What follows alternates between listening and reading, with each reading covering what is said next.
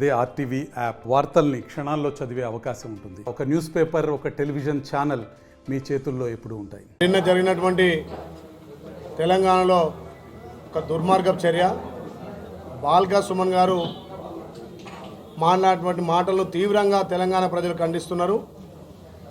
అర్హత మించి, స్థాయికి మించి పార్టీలో మెప్పు పొందడానికి నోరుంది కదా అని చెప్పి ఒక దళిత కార్డును వాడుకొని మాట్లాడినటువంటి బాల్కా సుమన్కు తెలంగాణ ప్రజలు ఖచ్చితంగా బుద్ధి చెప్తారు. గౌరవ రాష్ట్ర ముఖ్యమంత్రి రేవంత్ రెడ్డి గారు మాట్లాడింది మాటలు ఏదైతే మీరు ఎలక్షన్ల రోజు ఆంధ్ర పోలీసులను నాగార్జునసాగర్ తీసుకొచ్చి సెంటిమెంటును వాడుకొని ఓటు దండుకోవాలని చూసిరు. కాబట్టి ఆ విషయంలో రేవంత్ రెడ్డి గారు మాట్లాడిన మాటలు తప్ప ఆయన ఎవరిని ఉద్దేశించి మాట్లాడలేదు.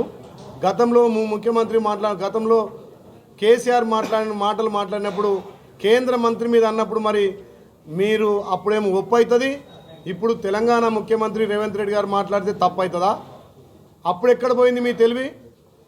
అసెంబ్లీలో ఎన్నిసార్లు దూషించిండు, ఎంత పదజాలాన్ని వాడిండు. ఆ రోజు లేనిది ఈరోజు అనవసరమైన నిందలు మా మీద వేస్తుంటే గౌరవ ముఖ్యమంత్రి మాట్లాడిన మాటల మీద ఇవాళ బాల్కా సుమన్ మాట్లాడిన మాటలను తెలంగాణ ప్రజలు గమనిస్తున్నారు.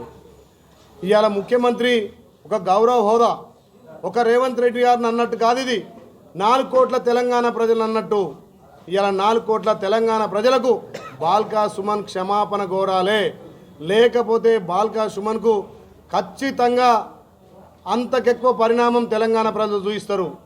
ఇవాళ తెలంగాణ ప్రజలు మీరు మాట్లాడుతున్నటువంటి భాష, మీరు దోసుకుంటున్నటువంటి కార్యక్రమాలు, మీరు తెలంగాణను అప్లై చేసింది మీ ప్రవర్తన బాగలేదని చెప్పి మార్పు కోరుకొని రేవంత్ రెడ్డి నాయకత్వాన తెలంగాణలో కాంగ్రెస్ పార్టీ అధికారంకి వచ్చిన 60 రోజుల నుంచి ఒక్కరోజు కూడా విశ్రాంతి లేకుండా తెలంగాణ ప్రజలకు అందించాల్సినటువంటి అధికార ఫలాలతో పాటు ఇచ్చినటువంటి గ్యారెంటీలను అమలు చేయడం కోసం నిరంతరం కృషి చేస్తున్నటువంటి రేవంత్ రెడ్డి గారి మీద ఈ అనుచిత వ్యాఖ్యలు తగయని చెప్పి మీకు రాబోయే లోక్సభ ఎలక్షన్లో ప్రజలు తీవ్రంగా బుద్ధి చెప్తారు.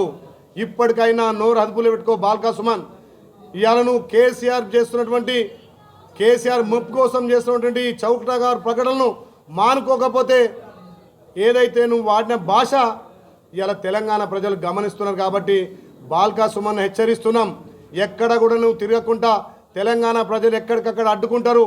మీ కేసీఆర్ చూసే తెలంగాణలో మార్పు కోరుకురు. కాబట్టి ఇలాంటి చౌటబారు పగలు మళ్ళొక్కసారి మాట్లాడితే ఖబర్దార్ బాల్కా సుమన్. ఇవాళ రేవంత్ రెడ్డి అనే వ్యక్తి ఒక శక్తిగా తెలంగాణను అభివృద్ధి చేయడం కోసం అహర్నిశలు కష్టపడుతున్నాడు. ఎక్కడ కూడా విశ్రాంతి లేకుండా ఇవాళ తెలంగాణలో మీరు చేసిన దోపిడిని శ్వేతపత్రాలు విడుదల చేసి తెలంగాణను అభివృద్ధి వైపు ముందుకు తీసుకుపోతుంటే ఓర్వలేక అధికార దాహంతో అధికారం కోల్పోయిన మీకు ఇవాళ పిచ్చెక్కి మాట్లాడుతున్న మాటలను తీవ్రంగా ఖండిస్తున్నాం.